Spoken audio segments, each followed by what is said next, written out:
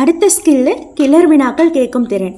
ஏதேனும் ஒரு பாடத்தலைப்பை எடுத்துக்கொண்டு அதில் மென்மேலும் வினாக்களை கேட்டு விடைக்கான தூண்டும் திறன் கிளர் வினாகு திறன் எனப்படும்.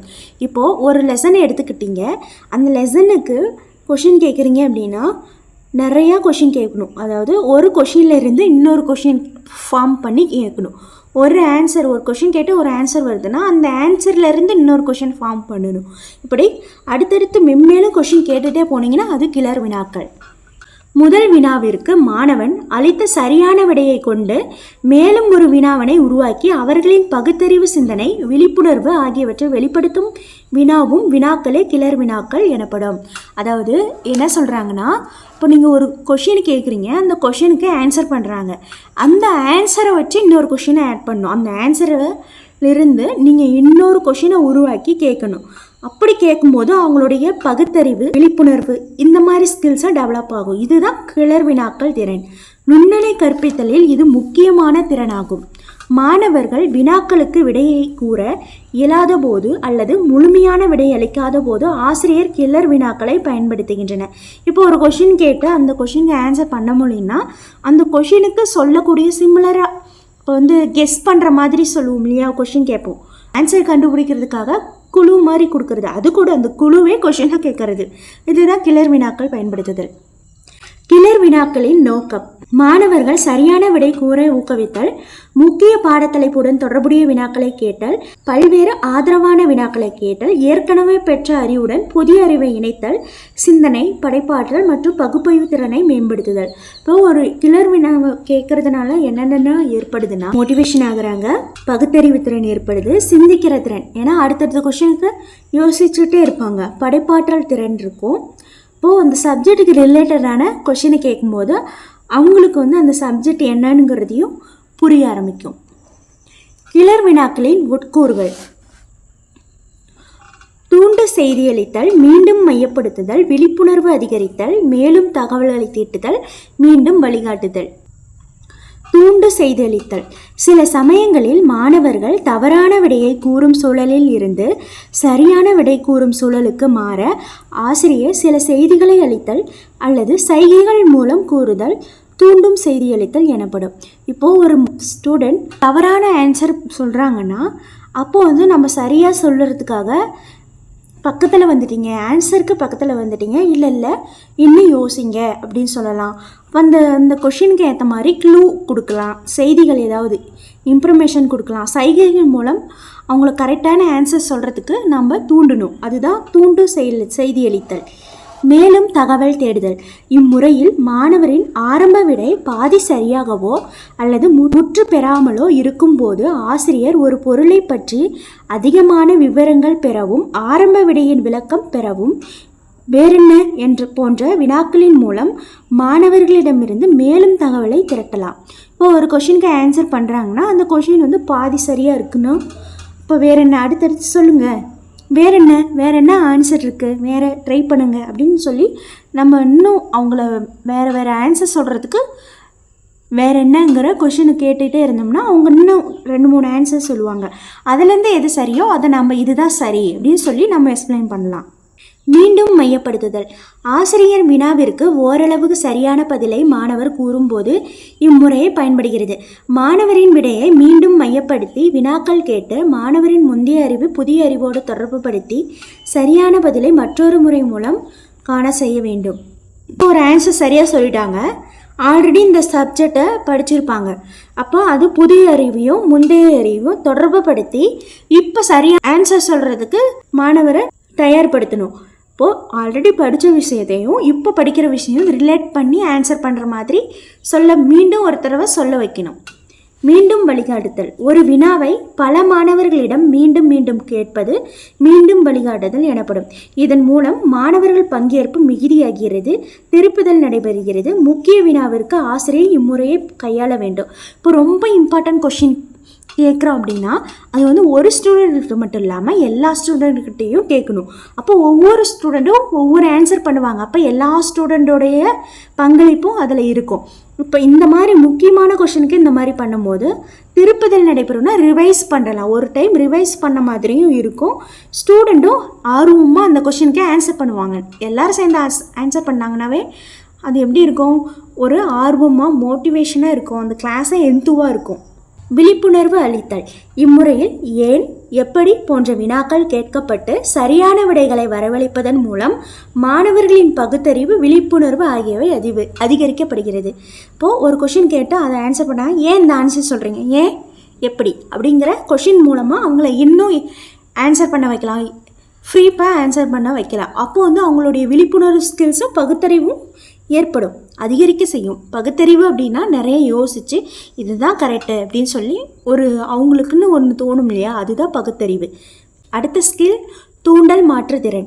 கற்பித்தலின் போது மாணவர்கள் கவனத்தை ஈர்க்க பல்வேறு வழிமுறைகளை கையாள வேண்டும்.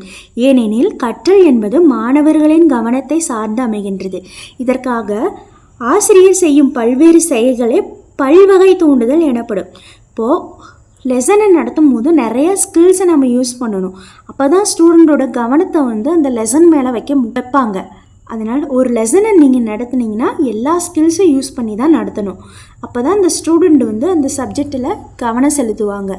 தூண்டல் மாற்றுத்திறனின் உட்கூறுகள்: அசைவு, மெய்ப்பாடுகள், பேசும் முறையில் மாற்றம், வினை மாற்று பாங்கு, கவனத்தை ஈர்த்துதல், நிறுத்தம், காட்சி கேள்வினை மாற்றுதல். அசைவு: ஆசிரியர் ஒரே இடத்தில் நின்று கொண்டு கற்பிக்காமல் ஒரு இடத்திலிருந்து மற்றொரு இடத்திற்கு, அதாவது கரும்பலகையில் எழுத, மாணவர்கள் அருகில் சென்று பாராட்ட, கற்பித்தல் கருவிகளை காட்ட ஆகிய ஆசிரியரின் இயல்பான இடைநிலை மாற்றத்தை அசைவு என்கிறோம். இப்போது ஒரு டீச்சர் ஒரே இடத்துல இருந்து கிளாஸ் நடத்துனாங்கன்னா அந்த கிளாஸை போர் அடிக்கும்.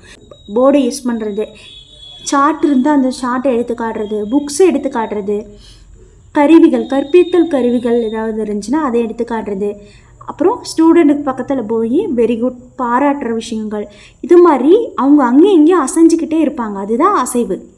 மெய்ப்பாடுகள்: பாடப்பொருளுக்கு ஏற்ப ஆசிரியர் சைகைகளை பயன்படுத்துவதை மெய்ப்பாடு என்கிறோம். உணர்வுகளை குறிப்பிடும்போது முகஞ்சொலித்தல், முகமலர்ச்சி ஆகியவைகளை காட்டுவதால் தலை மற்றும் உடல் மூலம் சைகைகளை செய்வது மெய்ப்பாடுகள் என்கிறோம். மெய்னா நமக்கு தெரியும், உடல், கண், காது, வாய், மூக்கு, உடல், இதுதான் மெய் சொல்லுவோம். இந்த அஞ்சையும் ஒரு டீச்சர் வந்து ஒரு கிளாஸ் நடத்தும் போது யூஸ் பண்ணுவாங்க. அதாவது ஹாப்பியாக முகத்தை வந்து ஹாப்பியாக வச்சு கிளாஸ் நடத்துறது, கோபமாக இப்போ ஸ்டூடெண்ட் யாராவது பேசினாங்களா கோவப்படுத்துறது, கோபமாக நம்ம சைகைகள், முகத்தை பாவனை காட்டுறது, தலை, உடல் அசைவுகள், கிளாப் பண்ணுறது, ஸ்டூடெண்ட் நல்லா ஏதாவது கொஷின் ஆன்சர் பண்ணுறாங்கன்னா அப்போ நம்ம கிளாப் பண்ணுவோம். இது மாதிரி உடல் அசைவுகளை தான் மெய்ப்பாடுகள்னு சொல்லுவாங்க.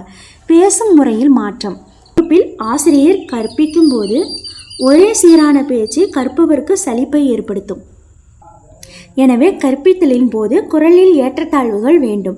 இப்போது நீங்கள் ஒரே மாடலேஷனில் நடத்துனீங்கன்னா ஸ்டூடெண்ட்டுக்கு போர் அடிக்கும். இப்போது ஒரு கம்பீரமான விஷயத்த சொல்கிறீங்கன்னா அப்போ குரலை வந்து கம்பீரமாக மாற்றணும். இப்போது ஒரு சோகமான விஷயத்த சொல்கிறீங்கன்னா அப்போ வந்து உங்கள் குரலை வந்து சாந்தமாக சோகமாக பேசணும். அது மாதிரி ஒரு சப்ஜெக்ட்டுக்கு ஏற்ற மாதிரி வரலாறுலாம் நடத்துனீங்கன்னா அது வரலாறு வந்து வீரபாண்டிய கட்டபொம்மன் சொல்லும்போது நீங்கள் வீரமாக சொல்லணும். இப்போ மேக்ஸ் நடத்துனீங்கன்னா நீங்கள் சவுண்டாக பேசணும். ஃபார்முலா சொல்லும் போது இது ரொம்ப இம்பார்ட்டன்ட் சொல்லி அதுக்கு ஒரு மாதிரி வாய்ஸ் யூஸ் பண்ணணும். இப்போ தமிழ் அப்படின்னா தமிழ் செய்யுள் பகுதியில் பாட்டு பாடுற மாதிரி நடத்தணும்.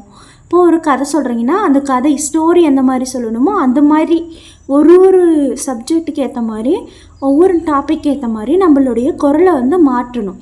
வீர உரையை படிக்கும்போது இரக்க உணர்ச்சி பற்றி கூறும்போது, இப்போ வீரமாக ஒரு கதையை சொல்லும்போது வீரமாக நீங்கள் பேசணும். இரக்க உணர்ச்சி சொல்கிறீங்கன்னா உங்கள் குரலில் ஒரு மாற்றம், இறக்கமாக பேசணும். சப்ஜெக்டுக்கு ஏற்ற மாதிரி நம்மளோட வாய்ஸ் டோனையும் நீங்கள் மாற்றிக்கிட்டே வரணும். அப்போ தான் ஒரு ஸ்டூடெண்ட் வந்து அந்த கிளாஸை கவனிக்கிறதுல ஆர்வமாக இருப்பாங்க, உங்களுக்கு போர் அடிக்காது. கோபத்தை உணர்த்தும் சொற்களை படிக்கும்போது குரலில் ஏற்றத்தாழ்வு வேண்டும். அழுத கூற்றை கூறும்போது குரலில் ஏற்றத்தாழ்வு வேண்டும். அப்போதுதான் கவனம் ஏற்படும். அடுத்து வினாமாற்று பாங்கு. கற்பித்தலில் ஆசிரியர் மட்டும் செயல்படுகிறார். இதனால் மாணவர்களின் கவனம் சிதைகிறது. எனவே வகுப்பறையில் மாணவரும் செயல்பட ஆசிரியர் திட்டமிட வேண்டும். இப்போது நீங்கள் மட்டும் கிளாஸ் நடத்தாமல் ஸ்டூடெண்ட்டையும் அது இன்வால்வ் பண்ணணும். மாணவரிடம் வினாக்கள் கேட்டு பதிலை வரவழைத்தல், மாணவரை கரும்பலகையில் எழுத செய்தல், மாணவர்களை வினாக்கள் கேட்க சொல்லி ஆசிரியர் பதிலை கூறுதல், மாணவர்களிடையே ஒரு கருத்தை கலந்துரையாடல் செய்ய சொல்லி முடிவுகளை ஆசிரியர் அறிவித்தல் போன்ற செயல்கள் மூலம் மாணவர்கள் செயல்பட வாய்ப்பளிக்கலாம். இதுவே வினைமாற்றம் எனப்படும். இப்போ என்ன சொல்கிறாங்கன்னா, நம்ம ஸ்டூடெண்ட்கிட்ட கொஷின் கேட்குறோம். அப்போ ஸ்டூடெண்ட் ஆன்சர் பண்ணுறாங்க. இப்போ ஸ்டூடெண்ட்டை நம்ம போர்டில் எழுத சொல்லலாம். அப்போ நிறைய கொஷின் கேட்டு ஸ்டூடெண்ட் ஆன்சர் பண்ணுறாங்க இல்லையா, அதே மாதிரி டீச்சர்கிட்ட உங்களுக்கு ஏதாவது டவுட் இருந்துச்சுன்னா நீங்கள் கேளுங்க அப்படின்னு சொல்லி டீச்சரை ஆன்சர் பண்ணலாம். ஸ்டூடெண்ட்டை கொஷின் கேட்டு டீச்சரை ஆன்சர் பண்ணலாம். இப்போ ஒரு டாபிக் கொடுத்துட்டு அந்த டாபிக் பற்றி பட்டிமன்றம் மாதிரி செய்யலாம், கலந்துரையாடல் செய்யலாம். இந்த மாதிரி டீச்சருக்கும் ஸ்டூடெண்ட்டுக்கும் நிறையா தொடர்பு இருக்கிற மாதிரி ஒரு கிளாஸை நம்ம வடிவமைக்கணும். இதுதான் வினைமாற்று பாங்கு. எப்படின்னா, ஆசிரியர் வகுப்பு, ஆசிரியர் மாணவர், மாணவர் மாணவர், இப்படி ஒவ்வொருத்தருக்குள்ளேயும் பேச வைக்கணும். டீச்சர் மட்டும் அந்த கிளாஸ் நடத்தாமல் மாணவர்களையும் இன்க்ளூட் பண்ணணும். அப்போ தான் கவனமாக இருப்பாங்க. கவனத்தை ஈர்த்தல். ஆசிரியர் பாடம் கற்பிக்கும் போது இப்போது சொல்வது மிக முக்கியம் எனும் சொற்கள் மூலம் கவனம் ஈர்க்கலாம். எஸ், ரொம்ப ரொம்ப இம்பார்ட்டன்ட் பாயிண்ட்ஸை நீங்கள் சொல்கிறீங்க. ஒரு சப்ஜெக்ட்னா அதில் இருக்கிற லெசனில் இதுதான் ரொம்ப இம்பார்ட்டன்ட் அப்படிங்கிறது ஒரு சிலர் முக்கிய பாயிண்ட்ஸ் இருக்கும். அந்த பாயிண்ட்ஸு தான் இது ரொம்ப இம்பார்ட்டன்ட், இதை நல்லா கவனிச்சுக்கோங்க அப்படிங்கிற வார்த்தைகள் மூலமாக நம்ம சொல்லும்போது கவனமாக அந்த ஸ்டூடெண்ட் அந்த கிளாஸை கவனிப்பாங்க, அந்த பாயிண்ட்ஸ் நோட் பண்ணிப்பாங்க. கரும்பலகையில் எழுதும்போது முக்கியமான சொற்களை அடிகோட்டு அல்லது வண்ண சுண்ணாம்புகளால் பிரித்து எழுதி மாணவர்களின் கவனத்தை ஈர்க்கலாம். ரொம்ப இம்பார்ட்டன்ட் பாயிண்ட்ஸை அண்டர்லைன் பண்ணி காட்டலாம், இல்லைன்னா கலாச்சாபீஸ் யூஸ் பண்ணி காட்டலாம். நிறுத்தம். ஆசிரியர் தொடர்ந்து பேசிக்கொண்டிருக்கும் போது இடையில் சற்று நிறுத்தினால் மாணவர்கள் அனைவரும் கவனிக்க தொடங்குவர். இப்போ நீங்கள் தொடர்ந்து கிளாஸ் நடத்துகிறீங்க அப்படின்னா டக்குன்னு ஒரு அமைதியாக ஆகுறீங்க. அப்போ என்ன இது அமைதியாக இருக்காங்களே அப்படின்னு சொல்லிட்டு ஸ்டூடெண்ட் எல்லாம் கவனிக்க ஆரம்பிப்பாங்க. விளக்கம் தரும்போதோ வினாக்கள் கேட்கும்போதோ தொடர்ந்து பேசி கொண்டிருக்கும் போதோ திட்டமிட்டு குறிப்பிட்ட இடத்தில் பேச்சு நிறுத்தம் செய்வது கவனத்தை ஒருமுகத்தோடு சிந்தனையும் உருவாக்கும். இப்போது நீங்கள் எக்ஸ்பிளைன் பண்ணுறீங்கன்னா அப்போ ஒரு கேப் விடணும், அமைதியாக இருக்கணும். வினா கேட்கும் போது ஒரு கேப்பு, அப்படி நீங்கள் திட்டமிடும் போது இந்த இடத்துல நம்ம பேச்சை நிறுத்தணும் அப்படின்னு அப்பப்போ நீங்கள் தொடர்ந்து பேசிகிட்டே இருக்கிறதுக்கும் கொஞ்சம் ரெஸ்ட்டு எடுத்து பேசுகிறதுக்கும் நிறைய டிஃப்ரென்ஸ் இருக்குது. இப்போ ஸ்டூடெண்ட் நல்லா கவனிப்பாங்க, எந்த ஒரு தாட்டுமே வராது. காட்சி கேள்வினை மாற்றுதல். வகுப்பில் ஆசிரியர் பேசும்போது மாணவரது செவிப்புலன் பயன்படுகிறது. ஆசிரியர் கரும்பலகையில் எழுதும்போது மாணவரின் கட்புலன் பயன்படுகிறது. செவிப்புலன்னா நம்ம கேட்குறோம் இல்லையா, அது கட்புலன்னா நம்ம பார்க்குறது, கண்ணால் பார்க்குறது. இவ்வாறு செவிப்புலனும் கட்புலனும் மாறி மாறி செயல்பட வாய்ப்பளிப்பதே புலன் மாற்றம் எனப்படும். அதிக நேரம் ஒரே புலனை பயன்படுத்தாமல் காட்சி கேள்வி அமைப்பில் கற்பித்தல் நிகழ்வுகள் மாறி மாறி அமைந்தால் கற்றல் சிறப்புறும். இப்போ நீங்கள் வெறும் கிளாஸையே நீங்கள் வாசித்து நடத்துறதை விட கொஞ்ச நேரம் வாசிக்கிறது, கொஞ்ச நேரம் போர்டு யூஸ் பண்ணுறது, இல்லை ரெண்டும் கலந்து பண்ணுறது, இது செய்யும் போது ஸ்டூடெண்ட்டு போர் அடிக்காது, நல்லா கவனிப்பாங்க. ஒரே மாதிரியே லெசன் நடத்தாமல் நம்ம அப்பப்போ போர்டு யூஸ் பண்ணணும். அப்போ போர்டையும் கவனிப்பாங்க, நம்ம சொல்கிறதையும் கவனிப்பாங்க. இப்போ கேட்குறது தினமும் யூஸ் ஆகும், பார்க்குறது தினமும் யூஸ் ஆகும். இது ரெண்டும் செய்கிறது தான் காட்சி கேள்வி மாற்றுதல். அடுத்த ஸ்கில் வலுவூட்டிகளை பயன்படுத்தும் திறன். ஆசிரியர் வகுப்பில் கற்பிக்கும் போது வினாக்கள் கேட்கின்றனர். சரியான விடை அளிக்கும் போது ஆசிரியர் ஒன்றும் சொல்லாது அடுத்த வினாவிற்கு சென்றால் மாணவர் மகிழ்ச்சி அடைய மாட்டார். ஆசிரியர் சொல்லாலோ பிற குறிப்புகளாலோ சரியான விடையளிக்கும் மாணவரை பாராட்டினால் அவர் மகிழ்வர். இப்போ ஒரு கொஷின் கேட்டிங்கன்னா அந்த கொஷினுக்கு கரெக்டாக ஆன்சர் பண்ணுறாங்கன்னா அப்போ நீ ஸ்டூடெண்ட்டை பாராட்டணும், கிளாப் பண்ணலாம், வெரி குட் அப்படின்னு சொல்லலாம். இந்த மாதிரி வார்த்தைகள் சொல்லும் போது அவங்க ஹாப்பியாக ஃபீல் பண்ணுவாங்க. அதே மாதிரி மறுபடியும் கொஷின் கேட்கும் போது நம்ம கரெக்டாக ஆன்சர் பண்ணாங்கன்னா டீச்சர் நம்மளை பாராட்டுவாங்க. ஸ்டூடெண்ட்டுக்கு அது ஹாப்பியாக இருக்கும். அப்போ அடிக்கடி கொஷினுக்கு கரெக்டான ஆன்சர் பண்ணணுங்கிற ஆர்வம் அவங்கக்கிட்ட ஏற்படும். நன்கு படித்து சரியான விடையளிக்கும் மாணவருக்கு ஆசிரியர் செய்து ஊட்டுகிறது. இதனை வலுவூட்டி பாராட்டுதல் என்கிறோம். நல்லா படிக்கிற ஸ்டூடெண்ட்டுக்கு டீச்சர் பாராட்டினாங்கன்னா இன்னும் நல்லா படிக்கணுங்கிற ஆர்வம் அவங்களுக்கு ஏற்படும். மாணவரை ஆசிரியர் ஊக்குவிக்கும் பொருட்டு மேற்கொள்ள வேண்டிய நடத்தைகளை வலுவூட்டிகளை என்கிறோம். இப்போது டீச்சர் ஸ்டூடெண்ட்டை மோட்டிவேஷன் பண்ணுறதுக்கு என்னென்ன செயல்கள்லாம் செய்கிறாங்களோ அதுதான் வலுவூட்டிகள். இப்போ நீங்கள் நல்லா படிக்கிறவங்க நல்ல மார்க் எடுக்கிறாங்கன்னா அந்த ஸ்டூடெண்ட்டுக்கு நீங்கள் பென்னு வாங்கி கொடுக்கலாம், ஒரு பென்சில் வாங்கி கொடுக்கலாம். இது மாதிரிலாம் செய்யும் போது இன்னும் நல்லா படிக்கணும், இன்னும் நல்ல மார்க் எடுக்கணும் அப்படிங்கிற ஆர்வம் அவங்கக்கிட்ட ஏற்படும். வலுவூட்டிகளை பயன்படுத்தும் திறனின் உட்கூறுகள். நேர்மறை மொழி சார்புடைய வலுவூட்டிகள், நேர்மறை மொழி சார்பற்ற வலுவூட்டிகள், எதிர்மறை மொழிசார் கூற்று, எதிர்மறை மொழி சார்பற்ற வலுவூட்டிகள், வலுவூட்டிகளை தவறாக பயன்படுத்துதல், வலுவூட்டிகளை பொருத்தமற்ற முறையில் பயன்படுத்துதல். நேர்மறை மொழி சார்புடைய வலுவூட்டிகள்.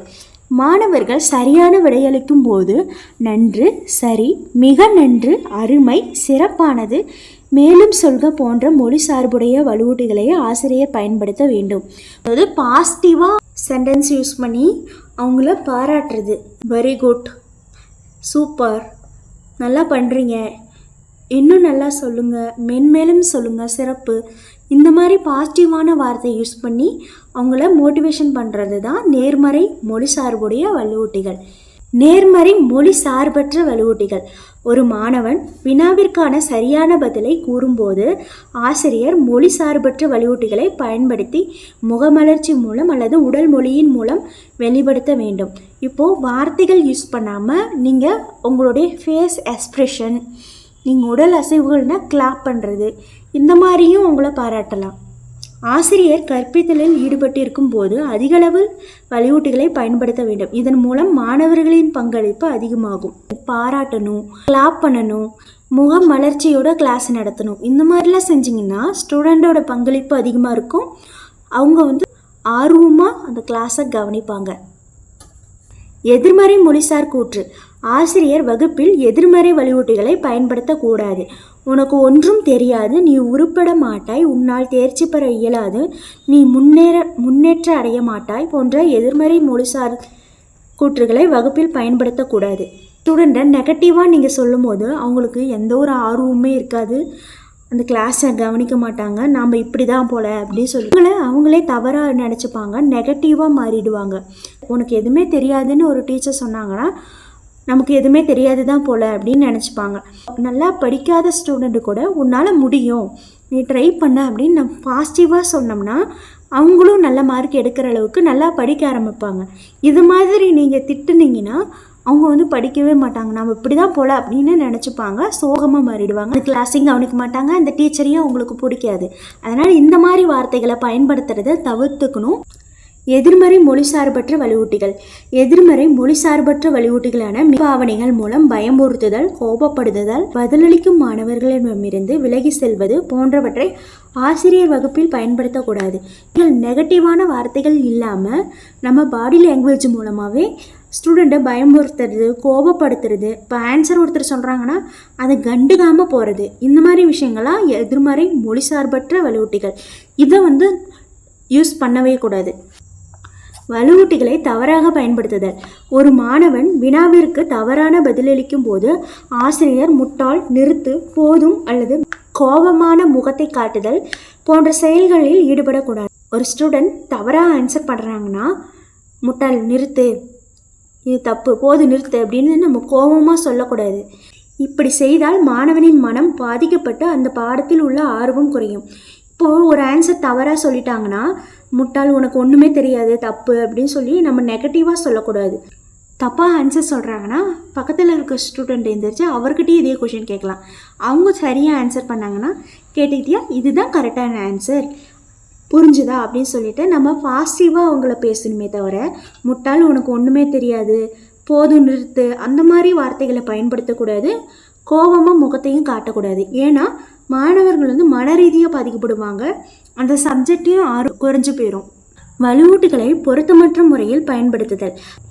வலுவூட்டிகளை ஆசிரியர் காலம் கடந்தோ அல்லது எப்போதும் பயன்படுத்தக்கூடாது. எப்போ பார்த்தாலும் ஒருத்தரை பாராட்டிகிட்டேவும் இருக்கக்கூடாது. ஒரு செயல் செய்கிறாங்கன்னா அது நல்ல செயலாக இருந்துச்சுன்னா அப்போவே பாராட்டணும். காலம் கடந்து ரொம்ப டைம் எடுத்துக்கிட்டு பாராட்டினோன்னா அதனால ஸ்டூடெண்ட் ஹாப்பியாக ஃபீல் பண்ண மாட்டாங்க. வலுவூட்டுகளை பொருத்தமற்ற முறையில் பயன்படுத்தும் போது மாணவர்களின் கற்கும் திறன் மற்றும் ஊக்குவித்தல் குறைகிறது.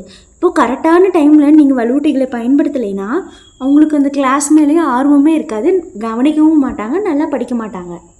அடுத்த ஸ்கில் மொழிசார்பற்ற குறிகள் பயன்படுத்தும் திறன்.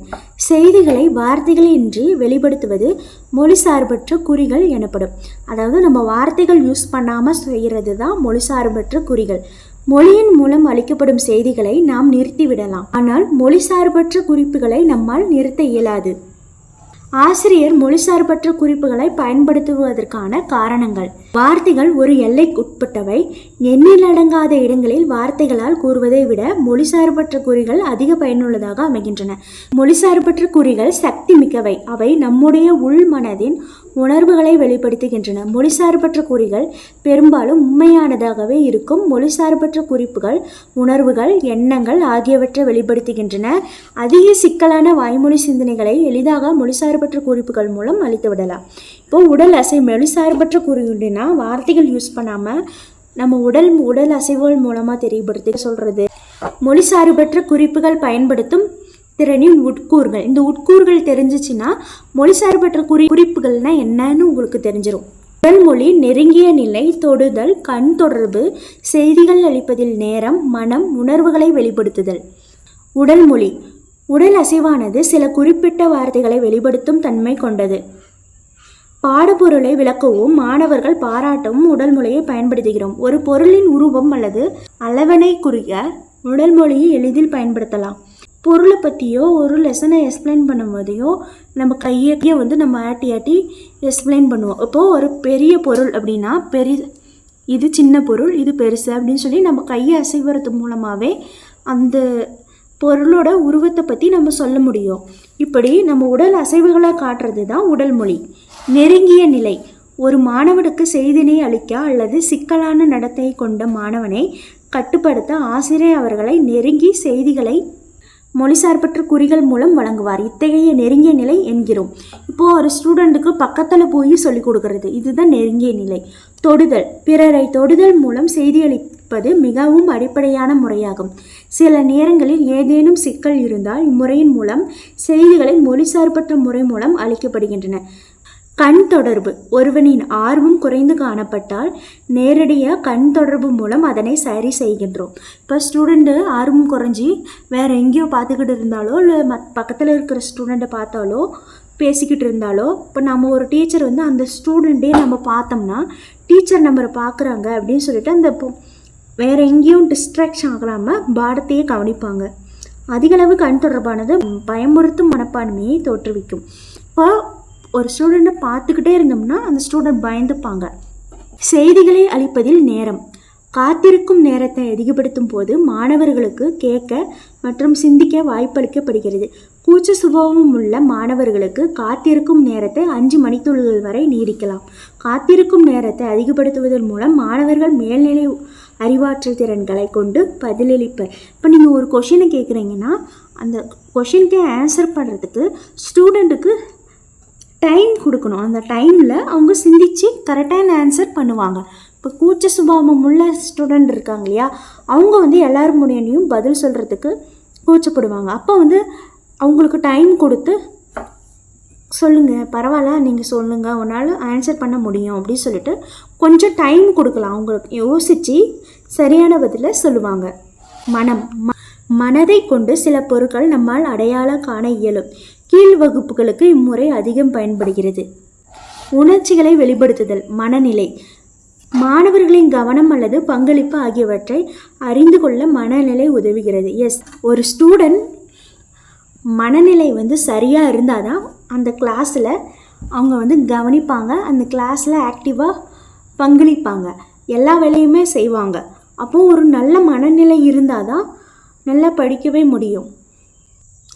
மனநிலையை மாணவர்கள் அமர்ந்திருக்கும் விதம், அவர்களின் கைநிலை, உடல், முகமலர்ச்சி ஆகியவற்றின் மூலம் அறியலாம். இப்போ ஒரு ஸ்டூடெண்ட்ஸ்லாம் இருக்காங்க, ஒவ்வொரு ஸ்டூடெண்ட்டையும் ஒரு டீச்சர் பார்க்குறாங்க. அந்த ஸ்டூடெண்ட்டோட மனநிலையை பார்க்கும்போதே அவங்களால புரிஞ்சிக்க முடியும். அவங்க எந்த மாதிரி உட்காந்துட்டு இருக்காங்க, கைநிலைகள் எப்படி இருக்குது, உடல் அசைவு, முகம் மலர்ச்சி, சோகமாக இருந்தாங்கன்னா அவங்களுக்கு ஏதோ ஒரு ப்ராப்ளம் இருக்குது அப்படின்னு நம்ம பார்த்த உடனே ஒரு ஸ்டூடெண்ட்டை கண்டுபிடிக்க முடியும். ஒரு ஸ்டூடெண்ட்டுக்கு உடம்பு சரியில்லைனா கூட அவங்களுடைய முகத்தை பார்த்து அவங்க எந்த மாதிரி ஃபீல் பண்ணுறாங்கங்கிறத டீச்சரால் கண்டுபிடிக்க முடியும். அழகூட்டுதல். ஆசிரியர்கள் ஒழுக்கமான உடைகளை அணிய வேண்டும். பள்ளியானது ஆசிரியர்களுக்கு சீருடையை அறிமுகப்படுத்தினால் ஆசிரியர்கள் அதனை கட்டாயமாக அமல்படுத்த வேண்டும். கலர்ஃபுல்லாக நீங்கள் ட்ரெஸ்ஸு போட்டிங்கன்னா அந்த ஸ்டூடெண்ட் அவங்களுடைய ட்ரெஸ்ஸை தான் கவனிப்பாங்க. நிறைய மேக்கப் போட்டாங்கன்னா அந்த மேக்கப் கவனிப்பாங்க. அதனால தான் டீச்சர்ஸ் வந்து அதிக பிரைட்டாக வந்து சாரீஸ் வேர் பண்ண மாட்டாங்க. அவங்களுடைய தோடு, இயரிங்ஸ் எல்லாமே சிம்பிளாக இருக்கும். ஹேர் ஸ்டைல் கூட சிம்பிளாக தான் இருக்கும். ஏன்னா அதெல்லாம் வந்து நல்லா இருந்துச்சுன்னா ஸ்டூடெண்ட்டோடைய கவனம் அவங்களோட ட்ரெஸ்ஸு மேலே இருக்க ஆரம்பிப்போம். இதுவே வந்து யூனிஃபார்மாக இருந்துச்சுன்னா இந்த யூனிஃபார்மை பார்க்காம கிளாஸ் நடத்துறது மட்டும் பார்ப்பாங்க. ஆசிரியர்கள் அதிக நகைகளுடன் அல்லது பளபளப்பும் உடைகளுடன் பள்ளிக்கு வருதல் கூடாது. உடைகள் நமது கலாச்சாரத்தை பிரதிபலிக்க வேண்டும். முடியழகு கேலியாகவோ கவர்ச்சியாகவோ இருக்கக்கூடாது. இடம்பெயர்தல். ஆசிரியர் கற்பித்தலில் ஈடுபட்டு இருக்கும்போது ஒரே இடத்தில் நிற்கவோ அல்லது அமரவோ கூடாது. அவர் வகுப்பில் ஒரு இடத்திலிருந்து மற்ற இடத்திற்கோ அல்லது மாணவர்கள் அருகில் சென்று மொழிசார்பற்ற குறிப்புகள் மூலம் செய்திகளை தெரிவிக்க இடம்பெயர்தல் பயன்படுகிறது.